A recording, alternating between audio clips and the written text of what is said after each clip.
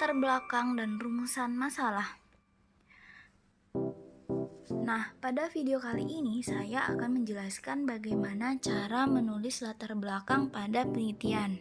Untuk menulis latar belakang masalah, ada yang harus diperhatikan nih teman-teman, biar latar belakang masalah kalian minim revisi. Tentu saja di latar belakang itu tidak berisi definisi-definisi dari variabel-variabel teman-teman.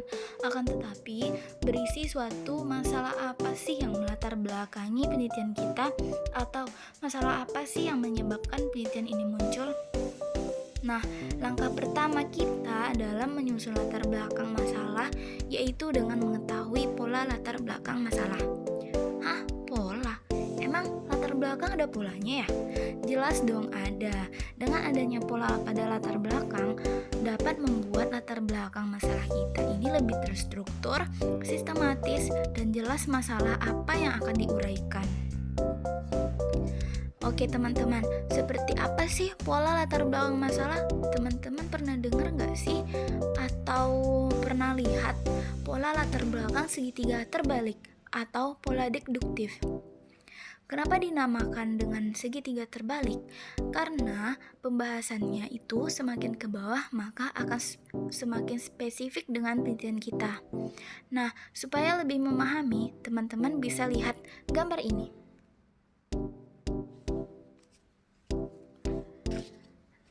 Nah, di bagian paling atas itu membahas seputar fenomena yang relevan dengan penelitian kita. Nah, fenomena ini usahakan pilih fenomena yang paling menarik dan juga terbaru yang ada di sekeliling kita. Di bagian kedua, kita akan membahas penelitian terdahulu yang relevan dengan penelitian kita, atau lebih sering dikenal dengan research gap. Setelah membahas fenomena tadi, kita langsung relasikan nih penelitian terdahulu yang memiliki kemiripan dengan penelitian kita. Nah, penelitian terdahulu ini bisa kalian ambil dari artikel jurnal, skripsi, tesis, dan penelitian karya ilmiah lainnya. Nah, pada bagian ketiga ada mapping atau pemetaan antara penelitian terdahulu dengan penelitian kita.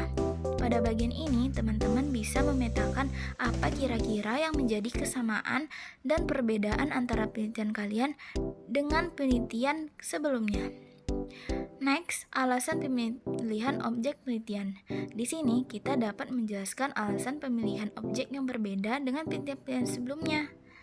Nah, yang selanjutnya atau yang terakhir di bagian kita menjelaskan penelitian kita sehingga kita dapat tertarik untuk melakukan penelitian tersebut.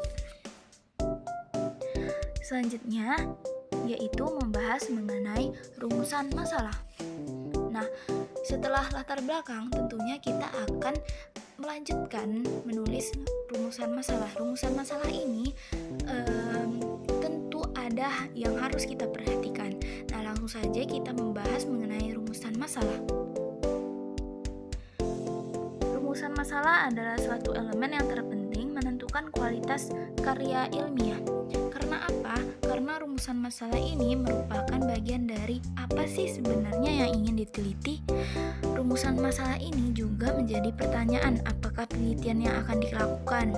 Rumusan masalah itu juga sering disebut dengan pertanyaan penelitian.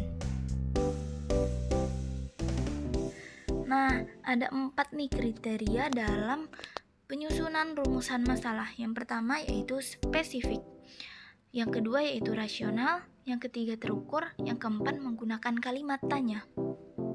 Nah, tujuan dari pembuatan rumusan masalah ini adalah untuk mencari jawaban dari pertanyaan-pertanyaan yang kita buat dalam rumusan masalah.